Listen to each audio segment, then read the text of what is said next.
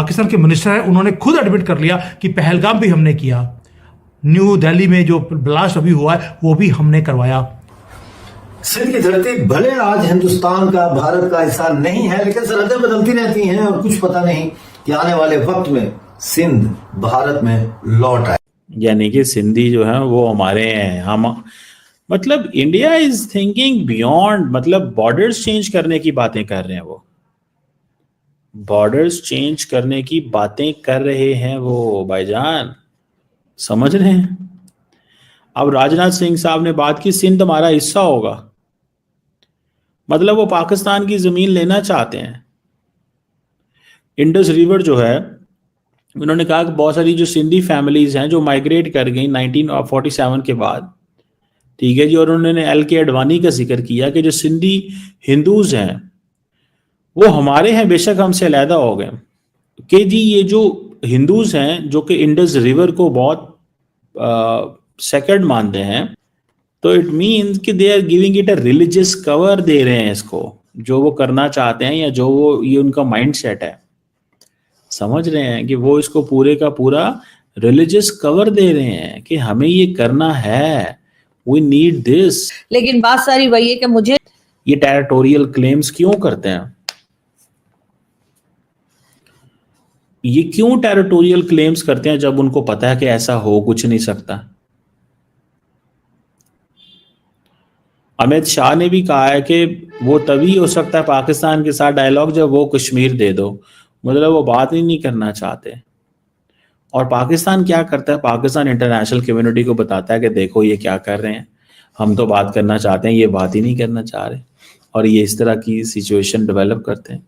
पाकिस्तान ये बताता है ना इंटरनेशनल कम्युनिटी को, ठीक है जी, पाकिस्तान ये बताता है इंटरनेशनल कम्युनिटी को कि भाई ये चीज जो है दैट इज देयर, ठीक है।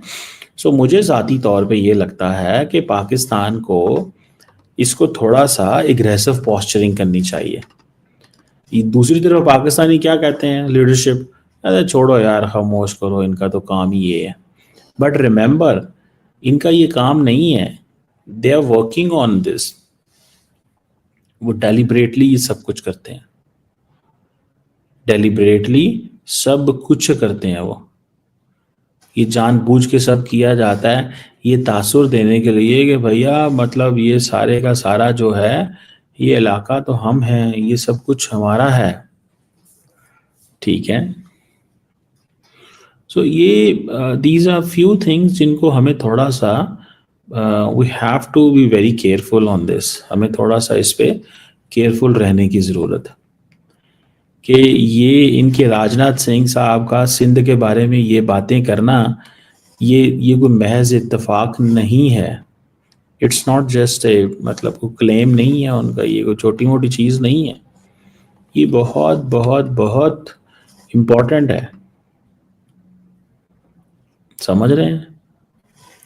अब देखते हैं कि क्या पाकिस्तान इस पे कहता है, क्योंकि हमारा फॉरेन ऑफिस इस पे स्टेटमेंट जारी करेगा, नहीं करेगा, इग्नोर कर देगा, यू नो। ये सवाल तो बनता है ना कि क्या होगा इस पे, क्लेम करेगा, नहीं करेगा। कि उनका एक स्टेटमेंट जिसमें उन्होंने अभी रिसेंटली बात की है और कहा है कि जी सिंध जो पाकिस्तान का हिस्सा है वो भी किसी वक्त जाकर हिंदुस्तान का हिस्सा बन जाएगा। इस किस्म की बात जो राजनाथ सिंह साहब ने कही है, पाकिस्तान उस वक्त तक ये नहीं मानेगा कि हम जीते हैं जब तक हम पाकिस्तान के किसी इलाके पर कब्जा करके वहां पर भारतीय परचम नहीं लहरा देते। तो इसलिए हम हर तरफ से पाकिस्तान के ऊपर हमलावर होने के लिए तैयार हैं, ये हमारा मंसूबा है। इंडिया की जो लीडरशिप है, जो सही मानों में अगर देखा जाए, वो बार बार एक ही बात कह रही है कि हमें पाकिस्तान लेना है, हमें पाकिस्तान के ऊपर कब्जा करना है।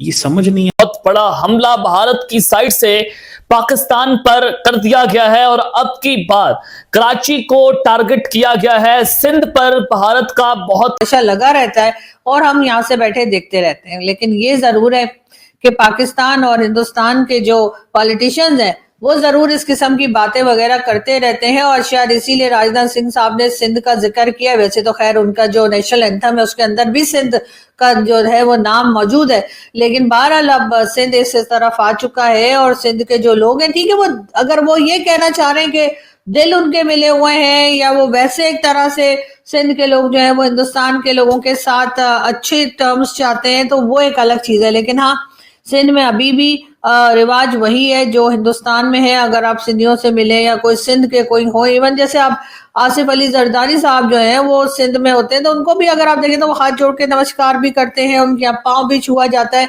और अगर आप जरा पंजाब साइड पर आ जाएं तो यहाँ पे तो इनके नखरे ही हो रहे हैं, तो कुछ और ही कहते हैं कि ऐसा कैसे हाथ जोड़ दिए, ऐसे कैसे पाँव छू लिए।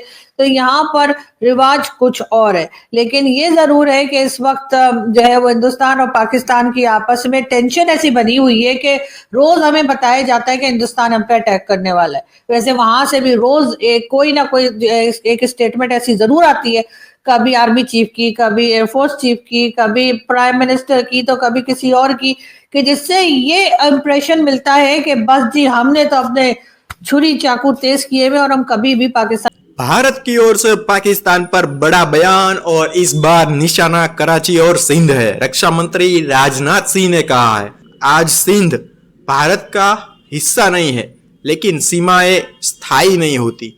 आने वाले वक्त में सिंध भारत का हिस्सा बन सकता है। यह बयान आते ही पाकिस्तान के राजनीतिक गलियारों पर हड़कंप मच गया है। दोस्तों, न्यूज चैनल पर बहस होना चालू हो गया है, सोशल मीडिया पर बहस होना चालू हो गया है और पूरी तरह से दहशत का माहौल बन गया है। अब दोस्तों, सवाल सिर्फ बयानों पर नहीं है, बल्कि उस सोच पर है जो अभी सामने आ रही है।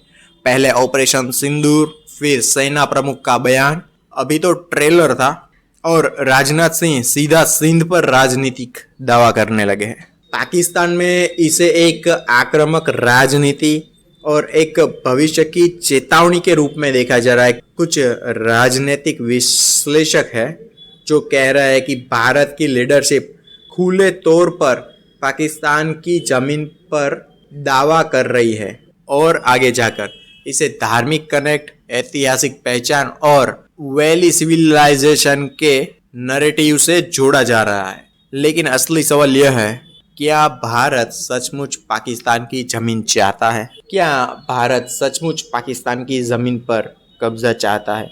ये सिर्फ पॉलिटिकल स्टेटमेंट है या फिर पाकिस्तान के लोगों पर मानसिक दबाव बनाने की तकनीक है? क्योंकि युद्ध सिर्फ हथियारों से नहीं, नैरेटिव, मनोविज्ञान और रणनीतिक संकेतों से भी लड़ा जा सकता है। आज दुनिया की नजर इस बात पर है कि पाकिस्तान इस बयान का जवाब देगा या फिर इस बार भी चुप्पी की रणनीति होगी। यह था अपडेट। दक्षिण एशिया की बदलती भू राजनीतिक पर नजर बनाए रखे, क्योंकि कहानी अभी खत्म नहीं हुई है, सिर्फ तेज हो रही है। तो दोस्तों, आपको भी अगर ये वीडियो अच्छा लगा हो तो वीडियो को लाइक कीजिए, चैनल को सब्सक्राइब कीजिए और आपके लिए हम आगे भी ऐसे ही मज़ेदार वीडियोस लेकर आते रहेंगे। तब तक के लिए जय हिंद, जय भारत।